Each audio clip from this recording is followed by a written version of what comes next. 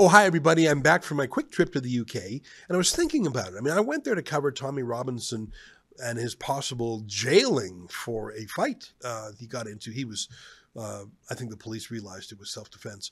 But he actually told me about 3 tweets he's being prosecuted for, which is crazy. I'll talk about that. I'll show you the 3 tweets in question. You can tell me if you think they're crimes. By the way, before I get to that, can I invite you to become a subscriber to Rebel News Plus? That's the video version of this podcast. Just go to rebelnewsplus.com, click subscribe, $8 a month, and you help us stay strong. Thanks. Tonight, another whirlwind trip to the UK, and I didn't even realize what the most important thing I saw was until I got back to Canada. It's August 6th, and this is the Ezra Levant Show. Shame on you, you censorious thug.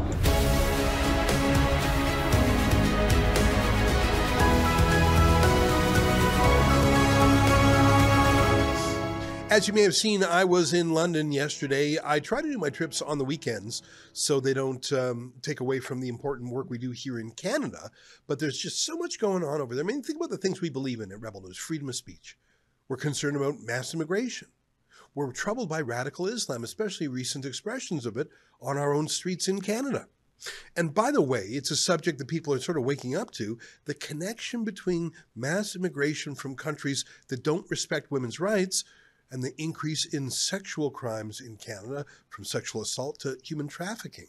Those are spicy issues that will change, our country on a civilizational level. Of course, we care about the carbon tax and things like that, but what I just described go to the very roots of our society. That's why I go to the UK and Ireland and other countries too, because I believe that they are a few years further down the road than we are. Right now in the United Kingdom, I don't know if you know this, but they're debating bringing back blasphemy laws. Now, there were blasphemy laws in the UK centuries ago. They applied to Christianity. Obviously, the new blasphemy laws would apply to criticism of Islam.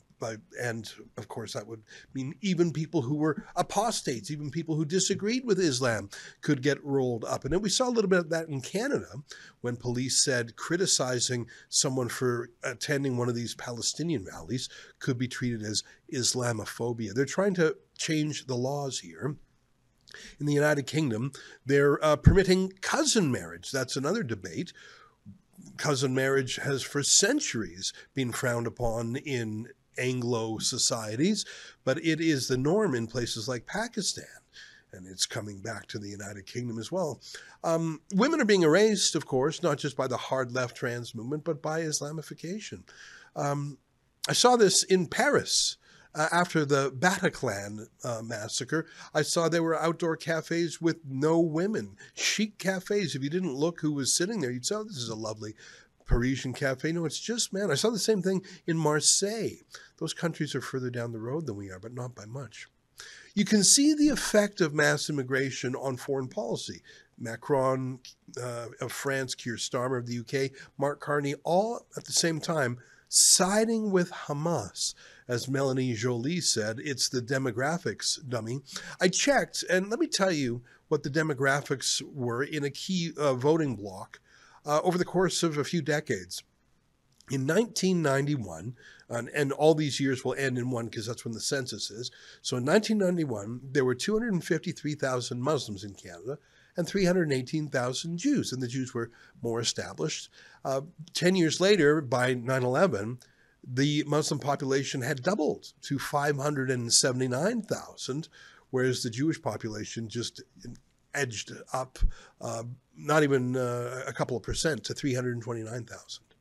By 2011, the Muslim population had almost doubled again, over 1 million. The Jewish population stagnant at 329,000.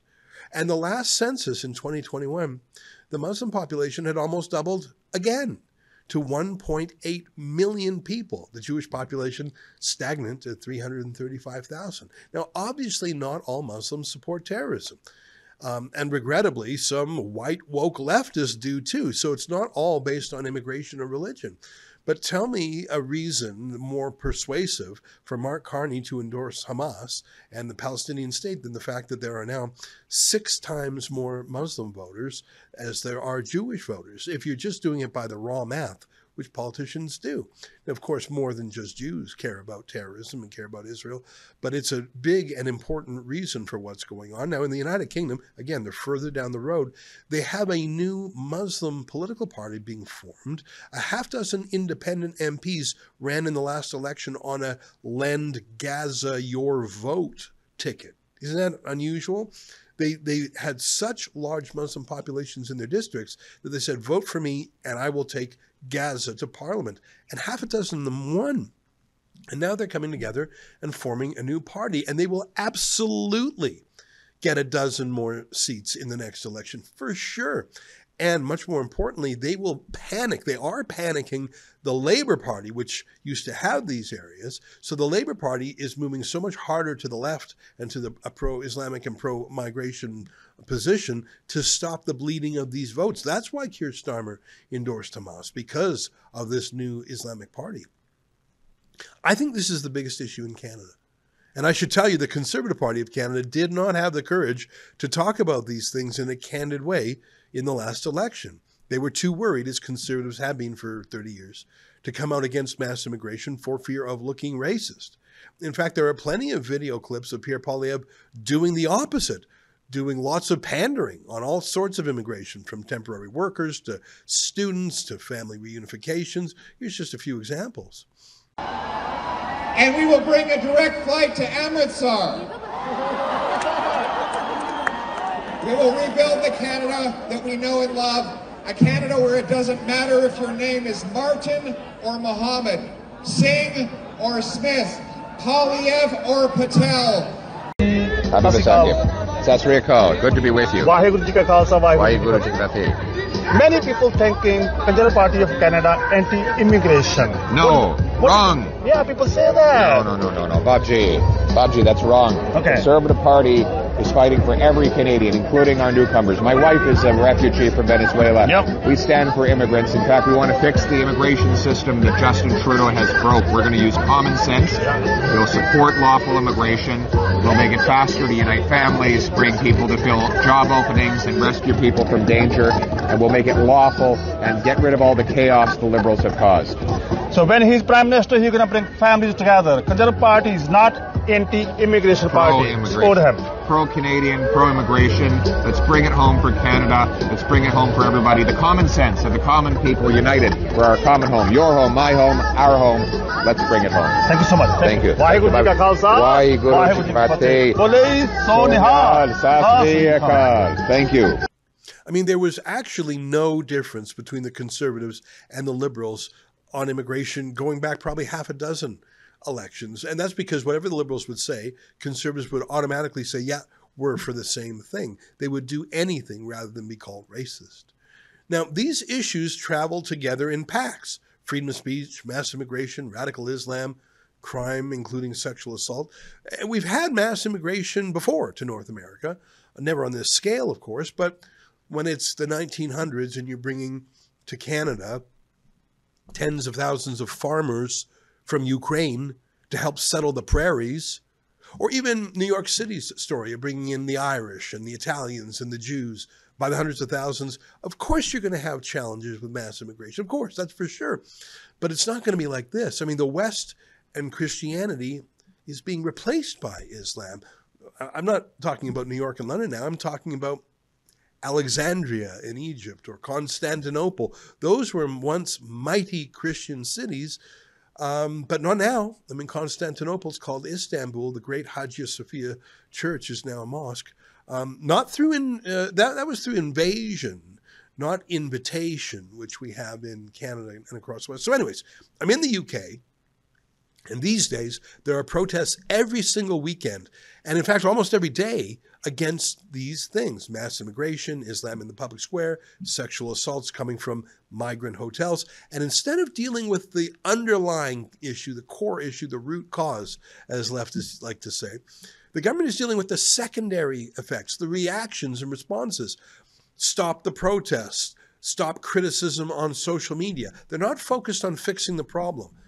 Foreign migrants crossing over in little dinghies from France illegally, throwing their ID into the sea, living in these posh hotels, some of them 4-star hotels, everything paid for, and then taking advantage of the high trust society to rape their way through the UK.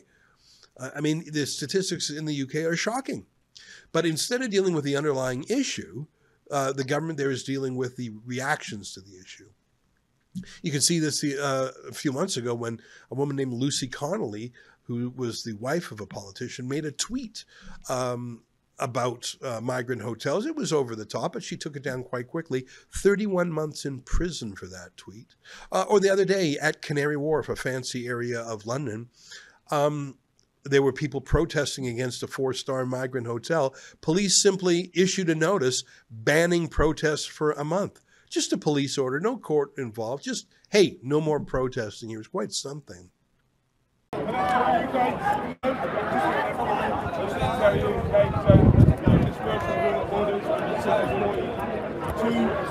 Okay. Right. There's a section 42. Section 42 in place of the 2001. You're causing distress or harm to the resident of this hotel. Yeah. You have to leave now and not to return within 28 days to this area. If you don't, you will be arrested. Okay? So you're telling me that we're not allowed to come back and protest for 28 days because you're causing distress or harm to the resident of this hotel. Is there anything if you don't comply with that, we need the area to you will be arrested. So you need to clear out, please. Which all brings me to Tommy Robinson's new charges. Now, you'll remember, I went to London because my friend Tommy Robinson, who's a key activist on all the issues I was just describing, he was in a train station. Someone identified him and came to beat him up. Tommy shouted at him to back off. He didn't. At the last moment, Tommy punched the bad guy who went down like a sack of potatoes. Tommy immediately called the police to let them know what happened. Tommy's lawyer called the police the next day. Tommy went back. He was abroad. He had a business trip abroad, but he came back early to be interviewed by police. And luckily, the surveillance footage in that train station showed exactly what Tommy had said, that this man made a beeline for Tommy, threatened him. Tommy retreated. The man proceeded. Knock on wood, there have been no charges laid, and Tommy was not jailed. He was bailed that night. So that's what I went there for, because I didn't think he would be bailed, and I wanted to cover the court case as I often do. At 1 a.m., after interviewing him for hours, the police said, okay, we're not going to charge you, at least not for now, on that subway incident. But here's what's incredible, and I didn't know this until I met Tommy for my interview with him. At 1 a.m., the cops said he was free to go on the subway fight. But for the next 2 hours, seriously, from 1 a.m. to 3 a.m. at the police station with the lawyer there, the police talked to him about 3 tweets that he made, one of them more than a year old. Now, this is the first one, and it's still on the internet. I'm going to read it to you. Kobe Nazrul Primary School, that's the name of a school, in London's East End, has been named as the first in the UK where none of the children's first language is English. The school sits in a quiet side street off the busy commercial road in Whitechapel, a district once synonymous with Jack the Ripper and the Cray twins, and home to the nation's true Cockneys. Now this. That's an interesting story. Imagine a school where not a single child is British. They're not even, children of immigrants. These kids are all foreigners themselves. English is their second language, an entire school. But the police argued with him for 2 hours. Have you heard my interview with Tommy yesterday? One of the things that they said to Tommy that was racist about this was Tommy was denying that these kids from Bangladesh or wherever could be Cockney. You know what Cockney is? It's a working class. It's a culture. It's also a way of speaking. Like Michael Caine would do a Cockney way. It was in the UK. They have so many different accents.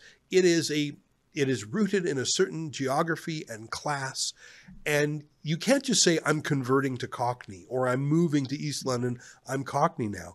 It would be like saying you're pure lane Quebecois. You can move to Quebec, but you either are or aren't a Quebecois. The police were arguing with Tommy, saying it was racist for him to insinuate that these children from Pakistan or wherever were not Cockney. Just unbelievable. And then this one.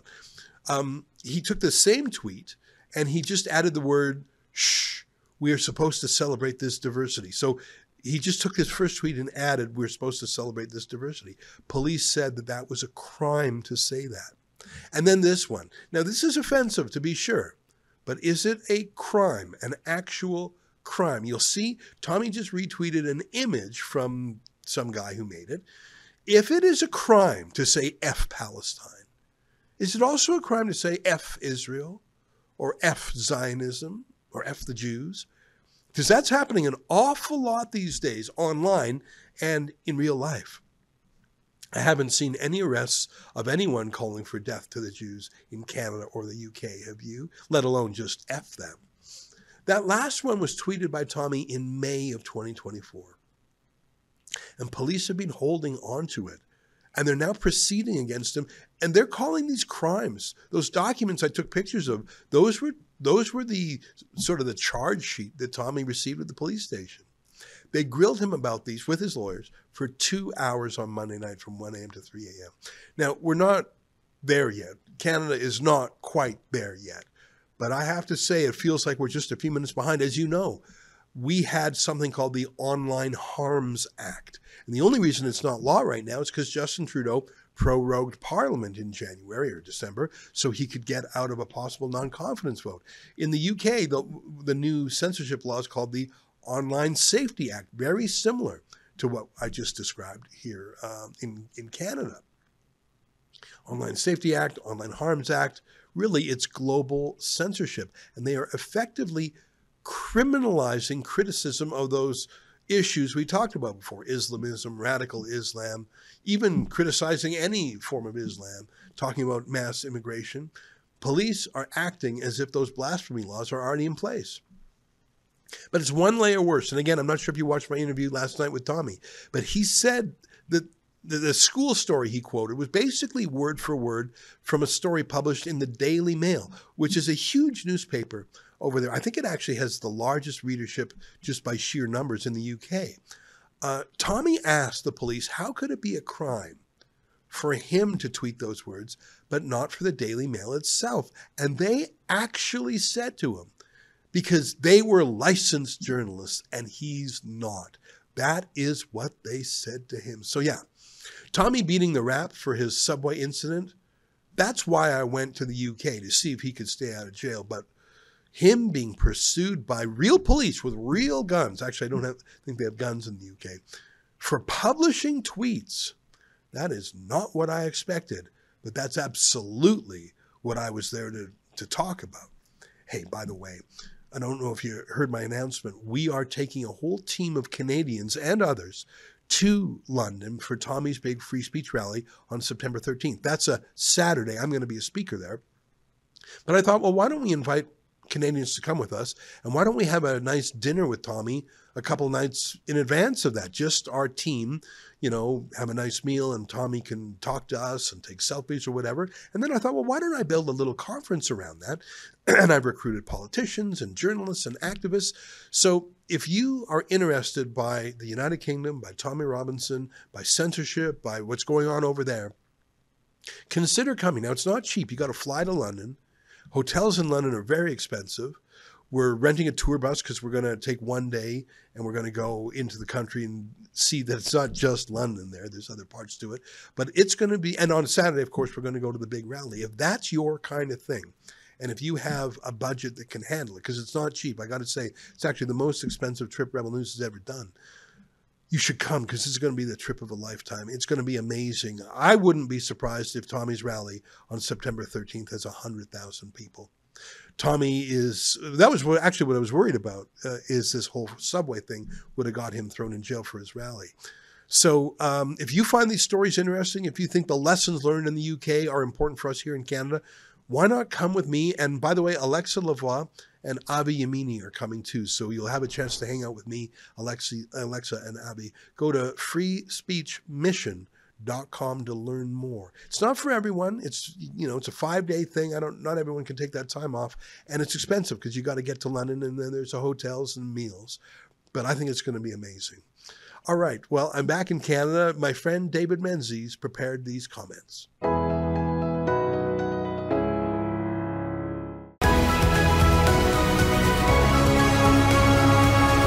Hey folks, great news to report regarding the war on wokeism, which is to say, Team Normal just notched another big win against the barbarians who comprise the cancel culture mobs. And to think it all centered on an ad campaign launched by American Eagle Outfitters, Inc., featuring actress-producer Sydney Sweeney, promoting denim jeans. Did you know that Sydney Sweeney will be producing and starring in the upcoming Barbarella reboot?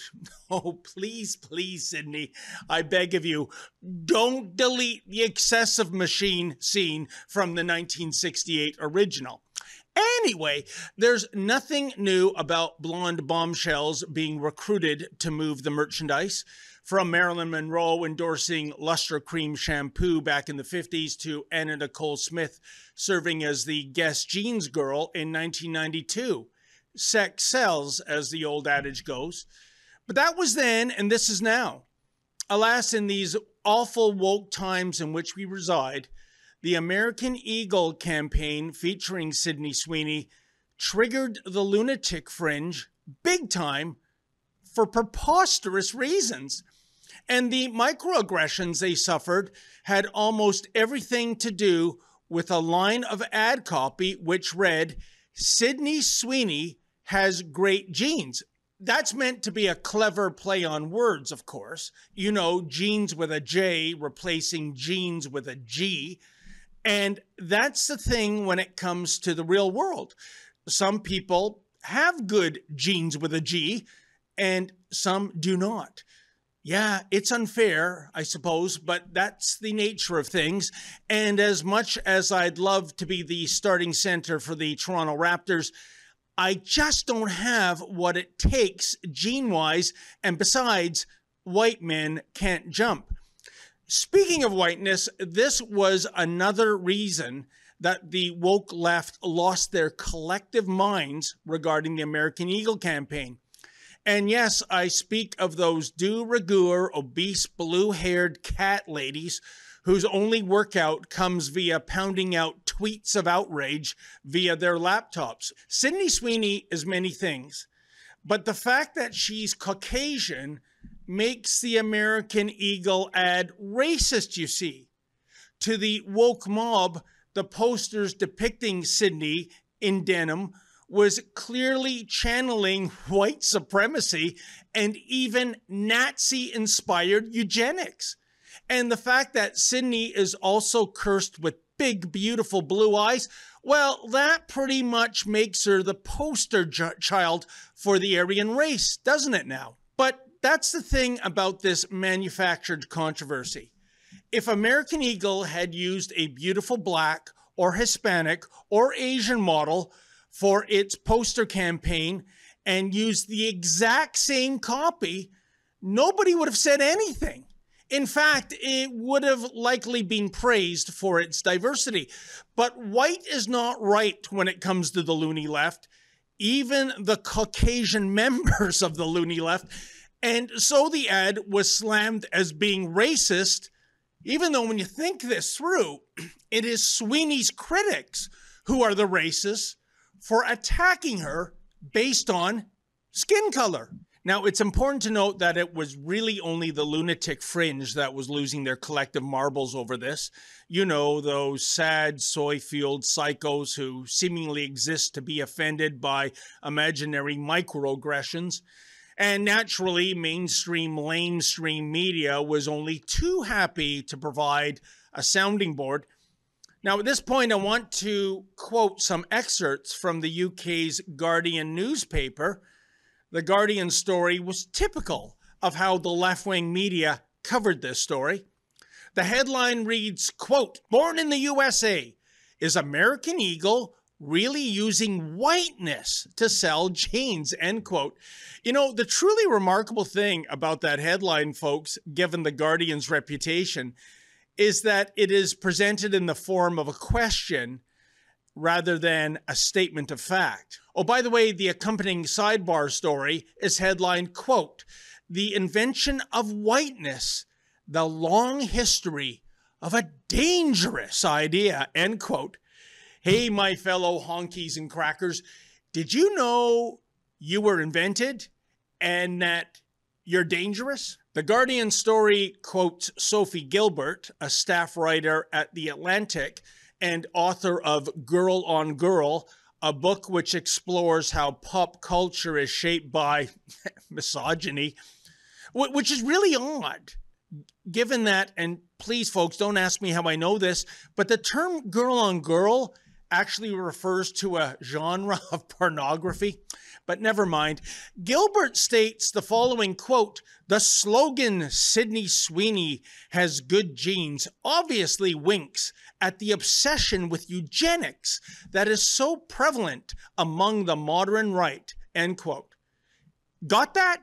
Oh, I know you thought being a conservative was all about embracing an ideology that seeks to promote and preserve traditional institutions and customs and values, you know, like the benefits of a nuclear family. Who knew that part of the hidden agenda of conservatives was pining for the good old days when the KKK carried out lynching and the idea of eugenics was actually a thing? At this point, it's fact check time, folks.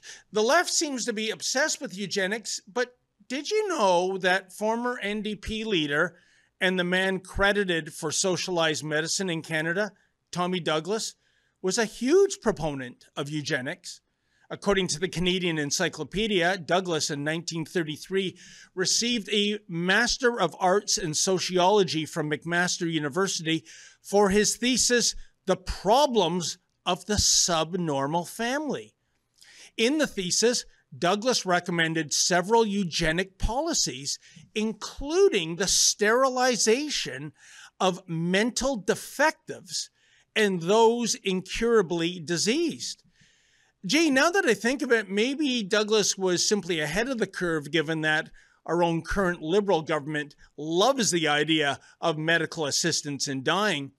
Oh, and Douglas was also a supporter of segregation. And yet, in our great dominion, we have statues of Tommy Douglas. We have schools named after Tommy Douglas. And in 2004, Tommy Douglas was voted as the greatest Canadian of all time as part of a CBC TV series. Go figure. Moving on, The Guardian quotes Dr. Sarah Sefai, a senior lecturer in gender and cultural studies at Goldsmiths University of London. Dr. Sefai naturally agrees with Gilbert, quote, "Honestly, what were they thinking that a white supremacist fantasy has permission to be aired so conspicuously," end quote. Whew. But as they used to say on those Ronco ads, but wait, there's more. The Guardian trots out Aria Halliday. She's an associate professor in gender and women's studies, African American and Africana studies, and author of By Black, How Black Women Transformed U.S. Pop Culture. Here's what Halliday says, quote, "In recent years, we have seen an influx of media reasserting the beauty of thin, white, blonde, and blue-eyed people, with many brands invested in representing the wholesomeness and sanctity of conservative white values," end quote. Oh no, you mean not only whiteness, but thinness too? You know, folks, I'm experiencing deja vu here. Aria Halliday very much reminds me of Jill Andrew, who until last year was actually an Ontario MPP. But back in 2017, she slammed the Toronto Transit Commission for running a beautiful ad campaign featuring ballet performers who were, well, you guessed it, physically fit and, for the most part, white, Check out an excerpt of a monologue I recorded back then. Oh goody, Jill Andrew, the anti-body shaming crusader, is at it again. This time, Jill's upset with an ad campaign running in Toronto's public transit system. The offending ads are for the National Ballet of Canada, and it showcases dancers doing their shtick in and around transit vehicles. So, what's not to love? Well, according to our plus-size social justice warrior, this ad campaign promotes unhealthy body image stereotypes. Yeah, imagine that. Photographs depicting physically fit dancers is somehow triggering Jill Andrew. Now, before I get into the nitty-gritty details, astute viewers of The Rebel might recall that we featured Jill in this space several months ago. Jill's the co-founder of something called the Body Confidence Canada Awards. When we last checked in on Jill the Thrill, she was meeting with the Ontario Human Rights Commissioner to discuss possible changes to the Ontario Human Rights Code. Jill wants to make it illegal to discriminate against a person due to their weight, size, or body shape. In any event, here's a clip of Jill in action when she delivered a speech on fat shaming and what she calls the thin epidemic. I have come to see now just how fat and black embodiment, how excesses of fatness and blackness make some people uncomfortable, especially those who were born and raised on the milk and honey, the Western comforts of Eurocentric and thin-centric body and beauty ideals. Yikes. But fear not, folks, because Jill does have some tips on how to combat Eurocentric fat shaming. One of the tips is, when I get out of the shower, buck naked, I just stand there and say, in my best Broadway voice, I'm a big, bright, shining star, and I'm gonna shine forever. I think I feel my white privilege shrinking right now. You know, how in blue hell does a kook like that get elected and then re-elected? Moving on, The Guardian then embraces a type of reverse body shaming against Sweeney, noting, quote, critics have also zeroed in on the campaign's focus on Sweeney's body. In one clip, the camera zooms in on the actor's breasts, lingering in a way that Gilbert sees as leering and unapologetic, end quote. Oh my God in heaven, the camera focused in on the body of a model who has magnificent mammary glands? But wait a minute, isn't that the very point of being a model? You know, being the subject of the camera's lens? Another thing, as a heterosexual male with passable eyesight, I find Sydney Sweeney to be drop-dead gorgeous. I would imagine millions of others do also, both male and female. But why are her critics slamming her due to her impressive bust line? Again, I thought body shaming was offside these days. And secondly, the loony left had nothing but adoration for Kerry Lemieux. He's the male nut bar shop teacher who donned fake Z-cup breasts in order to present himself as a grotesque caricature of a female. Can someone kindly explain what the rules are when it comes to beauty and femininity? At this stage, I must point out a very important theme when it comes to the manufactured Sydney Sweeney controversy, which is to say the vast majority of attacks Sweeney is receiving are not coming from men. No, it is her fellow women who are responsible for this freak out. Don't you find that odd? That the left is obsessed with so-called toxic masculinity, that the left believes toxic masculinity is the biggest clear and present danger when it comes to women. But I say it ain't so. I think the biggest threat to womanhood these days is toxic femininity. Indeed, who do you think the biggest cheerleaders are for so-called trans women? You know, those biological men pretending to be women? Oh, it's not men. No, it's women. Be it female sports, female change rooms, female bathrooms, female shelters, and even female prisons.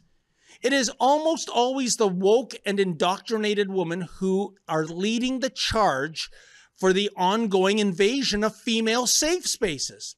And yes, I do have examples. You might remember a few years ago, a reprobate called Cody Detremont decided to identify as a female, Desiree Anderson. This was his way to get into a female shelter in Windsor, Ontario, and guess what? It worked. Alas, within a few days, Cody/Desiree was charged with sexual assault. Gee, nobody saw that coming. Now, we visited the shelter in 2023 to try to get answers. Shockingly, the young, woke female shelter employees were more concerned about me misgendering Desiree than the alleged crime that he committed. Here, check it out. My question is, how does a biological male get into a female shelter, ma'am? It was a transgender woman, so that's my only comment that I'm going to say about that. Okay, but at the end of the day, that's a man, right? Transgender woman. Okay, but don't you see that there's an inherent danger? That's my only comment. She's a transgender woman, so we take trans women here because they are women, so that's our only comment. So you support that policy of... Do I support transgender women? Of course I do. Getting into a safe space with real biological women. If it's a transgender woman, we support them with what they need. And yet he carried out an assault. So I can't comment on that because I wasn't here when that happened, but I have to ask you guys not to be filming near property because someone could be passing by in the background, and I can't give you any information regarding this client anymore because...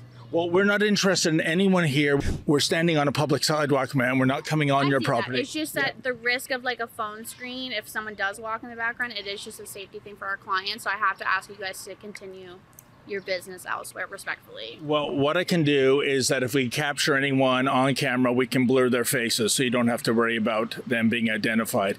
We just find it is egregious and outrageous that you're essentially letting the fox into the hen house, a biological male with women who, well, let's face it, this is a safe space for real women, and you don't have a problem with that. Also, it's not that. We also do have male clients here as well, if they're a part of a family unit. But when it comes to transgender women, they're still women, and we take things very seriously when things happen to our clients, and we go from there. But we do support trans women still, regardless, in general. So I'm not going to comment on this anymore. Okay. Because I am uncomfortable that you guys are filming here. Okay. Regardless of you guys being on public property, respectfully, I think you guys just need to carry on. Well, Lady Lafrette's number if you have any more questions. Please don't film me. Thank you. Well, you're in a public place. No, I'm actually at my workplace, but please don't film me. Well, there's no expectation of privacy in an open place like this, ma'am. We're going to have to call the police. Okay, for standing on a sidewalk? Don't film me. Thank you. Okay, but you approached us, you interrupted us. I'm approaching you because you're filming my clients and our property. No, we're not filming your clients. You're quite wrong about that. And what's your opinion of a biological man staying with biological female? I'm just going to call the police. Oh, by the way, Cody/Desiree has since transitioned yet again. He's now a cat. I'm not making this up. As to whether he is a male or female cat, sorry, folks, that's way above my pay grade. And in the wacky world of sports these days, male invaders are also championed by women. Check out this example of females going to bat for a male rugby player, Tommy Ash Davis. Davis was playing rugby in Fergus, Ontario, a while back and injuring female players in the process. This is, of course, contrary to the sport's international governing body, World Rugby, but in Canada, we apparently subscribe to the saying, if it's trans, it's good, and if it's good, it's trans. Check it out. Yeah, 34-21. Mr. Davis, Ash, why are you doing this? I'm David Menzies, Rebel News. Hi. No, you're not really a part of this. Human rights. What about the human rights of biological women being injured by this man? As a mother, why would you expose your kids to a misogyny? That is my partner. That is my wife that you are being. So he's a lesbian? It's not a sport, or it's not an issue. I'm a registered social worker, sir, and I demand human rights for everybody. Oh, okay. They just... Yeah, what's a biological female? How do you feel about a biological male playing in rugby, man? Thank you. I don't really give a fuck. Meanwhile, on the volleyball court, a while back, we discovered that 5 out of 12 starting players at a female varsity volleyball game were actually biological men. That's outrageous. But check out how the den mother for the Centennial Colts tried to shut us down in terms of recording. Why? Shut up. Why? Oh, wow. Answer my question. Did we trigger you? Sir, why are you playing with the woman? Why are you taking away a real woman's spot? I'm just asking questions. Over here. Who are you, ma'am? You're not allowed over here. Why? Hey, don't touch me. Why are you allowing men to play with biological females? Sir, why are you taking away a spot from a real woman? Hey, excuse me. Don't touch me, sir. Don't touch me. Don't touch me. What's wrong with you? Why are men playing with women? We saw it with our own eyes. Again, I repeat, the attack on women is a result of toxic femininity, not masculinity. And by the way, whatever happened to Mama Bear? Also, I know some might find the following to be offside, but since the so-called experts quoted in the Guardian article have no problem whatsoever body shaming Sydney Sweeney for being beautiful and have no issue with slandering her for suggesting that she's a white supremacist, well then in the department of what's good for the gander is good for the goose, let's take inventory of Sweeney's critic, shall we? Here's a photo of Sophie Gilbert. And here's Sarah Safai. And finally, here's Aria Holiday. Sorry, but that classic line uttered by Andrew Robinson in Dirty Harry springs to mind. Please, I scare easy. Oh, don't you dare call me the hater here, folks, because it is these mean girls and so many more that are beating up on Sydney Sweeney, all because she's gorgeous and white and has a really great rack. I mean, really? And apparently we can't portray that sort of role model, no, not in the post-George Floyd era, can we? Indeed, I'm sure these gender studies geniuses would have much preferred that American Eagle used Tess Holliday for its ad campaign. Granted, we're talking a lot of denim here, and I'm not sure if American Eagle stocks jeans in quintuple XL, but Tess is the sort of white model who is acceptable by the left these days because she's fat. You know, it's hard to believe Tess actually made the cover of Cosmopolitan magazine a few years ago. And check out that appetizing cover line for the story on Tess. Quote, Tess Holliday wants the haters to kiss her ass. All of it? Cling tenaciously to my buttocks! Both of them? Look, full disclosure, I'm not into the stereotypical skinny mini supermodel. I adore curvy women. I think most men do. But there is a line between voluptuous and morbid obesity, which is to say, if Tess Holliday does not do something about her weight, she will experience a shorter lifespan and her existence will be punctuated with ailments ranging from diabetes to cardiac arrest. I would strongly argue a little bit of body shaming directed at Tess Holliday. That would make for a life-saving intervention, don't you think? But no. Nevertheless, in the aftermath of the loony left freaking out about the American Eagle jeans campaign, I braced myself for what I thought would be the inevitable. You know, American Eagle announcing it would discontinue the ad campaign, and the company issuing a groveling apology, and American Eagle announcing that moving forward, its models would no longer resemble sexy Alexi, but rather large Marge. And of course, that American Eagle would immediately hire a consultant to implement a diversity, equity, and inclusion program in the company. But you know something? None of that happened. Rather, American Eagle stood its ground. Last Friday, the company posted the following statement on its Instagram account, quote, "The ad campaign is and always was about the jeans, her story. We'll continue to celebrate how everyone wears their AE jeans with confidence, their way. Great jeans look good on everyone, end quote. Oh, by the way, for what it's worth, the CEO and the executive chairman of American Eagle is Jay Schottenstein. Jay is Jewish. Do you really think a Jewish executive would greenlight an ad campaign that would channel the Nazi-inspired eugenics movement? I mean, really? Even more delicious is that on social media, it's not American Eagle getting scorched, but rather its insufferable critics.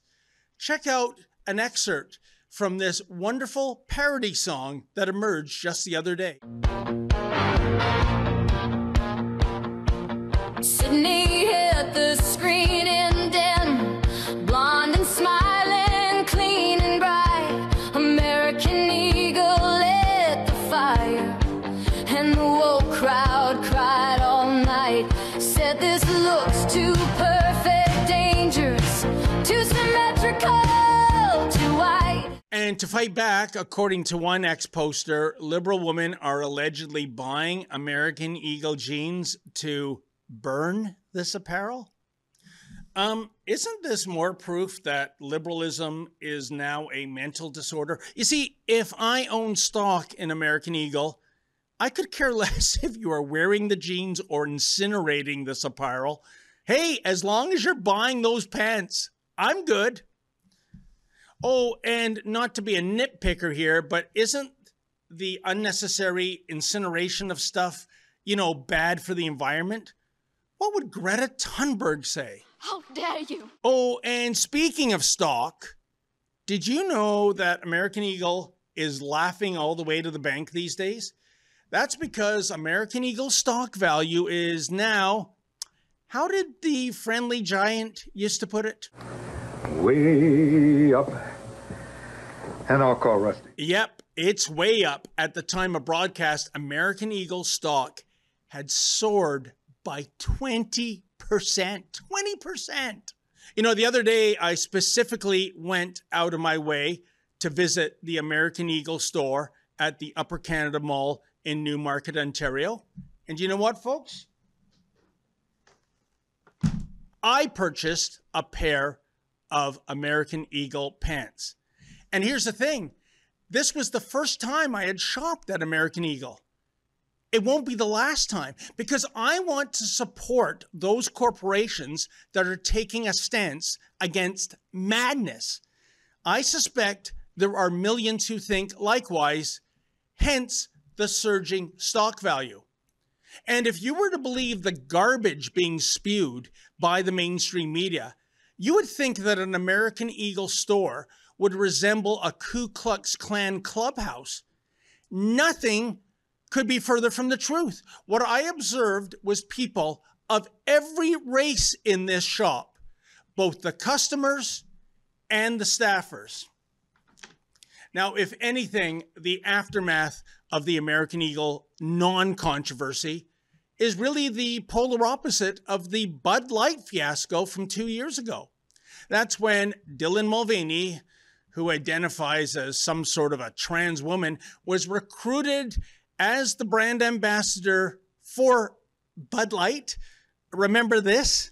Hi. Impressive carrying skills, right? I got some Bud Lights for us. So, I kept hearing about this thing called March Madness, and I thought we were all just having a hectic month, but it turns out it has something to do with sports. And I'm not sure exactly which sport, but either way, it's a cause to celebrate. This month, I celebrated my day 365 of womanhood, and Bud Light sent me possibly the best gift ever, a can with my face on it. Check out my Instagram story to see how you can enjoy March Madness with Bud Light and maybe win some money too. Love ya! Cheers! Go team! Whatever team you love, I love too. Okay. Love ya. Okay, break a leg. Woo! Ooh, well, the backlash hit Bud Light like a tsunami thanks to this gross fake female preaching to Bud Light's core audience. Virtually overnight, the stock value for Anheuser-Busch plunged by US $27 billion. As well as a brand, Bud Light instantly forfeited its position as America's #1 beer. Some 2 years later, the brewer has yet to fully recover. But get this, in the Department of Toxic Femininity, can you guess who was the genius responsible for this fiasco? Well, it was Elisa Heinrenscheid, Bud Light's head of marketing.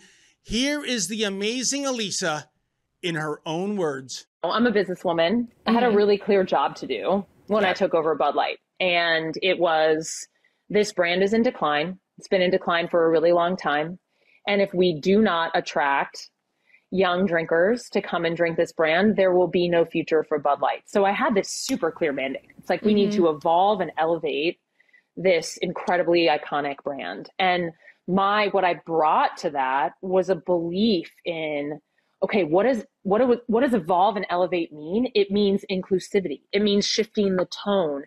It means having a campaign that's truly inclusive and feels lighter and brighter and different and appeals to women and to men. And representation is at sort of the heart of evolution. You've got to see people who reflect you in the work. And we had this hangover. I mean, Bud Light had been kind of a brand of fratty, kind of out of touch humor. And it was really important that we had another approach. Yeah, this marketing genius wanted Bud Light to be more inclusive.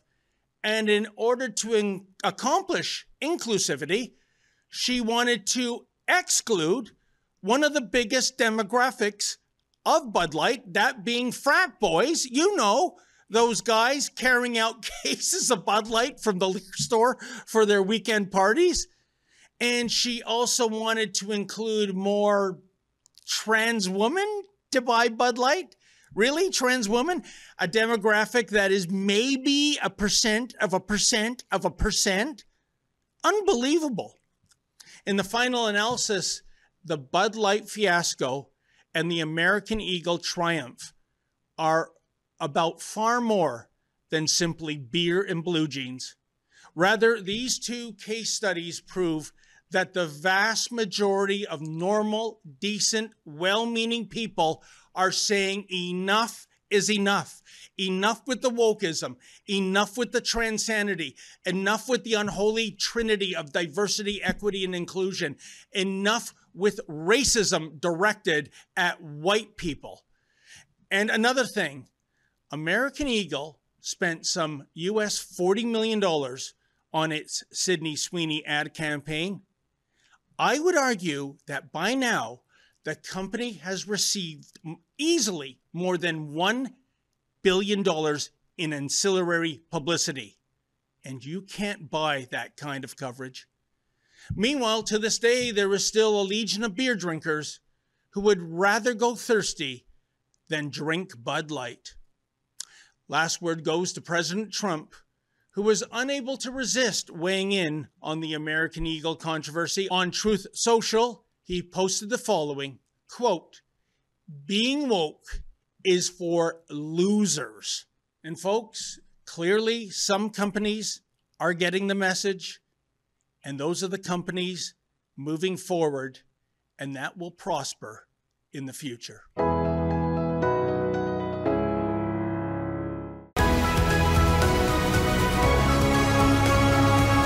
Hey, welcome back. I'm still here. Let me read to you some letters that we received on my trip to the UK to see Tommy. Hendon Gunnar says, Tommy needs to wear his own body cam for whenever he is out and about. I think that's a really good idea. I just don't think he can be in London subways by himself anymore. He's too well known, and even if only 1 in 100 people would do something terrible like attack him, well, you go to London Tube, you're going to see hundreds of people. So it's actually lucky that he got out unscathed. I'm sorry that the guy who went after him was hurt so badly. I think Tommy's genuinely sorry too. But that's the UK. If you're not getting robbed randomly just for your cash, you're getting attacked, God forbid, with a knife. Well, it's a great idea, though. Stay Awake says, UK and Canada are done. I really don't know what else to do. We petitioned, we protested, we made phone calls and written emails, we've called on MPs, etc.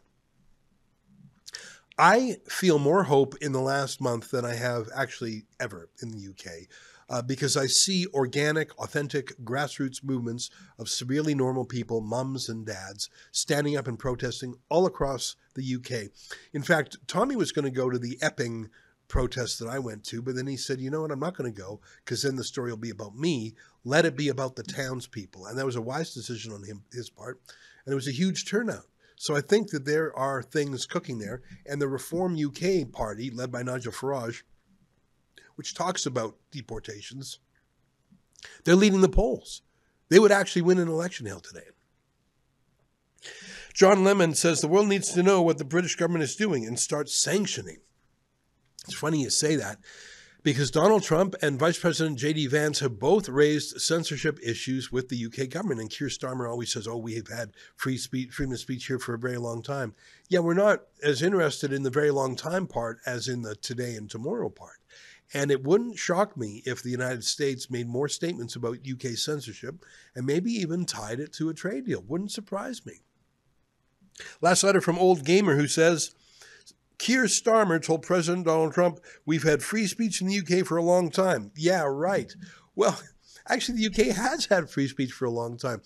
One of the most persuasive books on free speech, it's been a while since I've read it. I hope I'm saying it right. It's by John Milton. It's called Areopagitica. And the arguments for freedom of speech made in that book, and I haven't read it in 10 years, I should refresh my memory. But last time I read it, I thought, these are the best arguments ever, and they're just as relevant in 2025 as they were hundreds of years ago when they were written. And the UK really has been the world standard for freedom of expression, well, until the United States came along with their First Amendment and made it even stronger. So, yeah, the UK has a great history of freedom of speech, but their present is not, I mean, as Tommy Robinson's charges prove, is not very hopeful. Well, that's our show for today. It's great to be back in Canada. I'm not going anywhere else this week. Until tomorrow, on behalf of all of us here at Rebel World Headquarters, to you at home, good night, and keep fighting for freedom.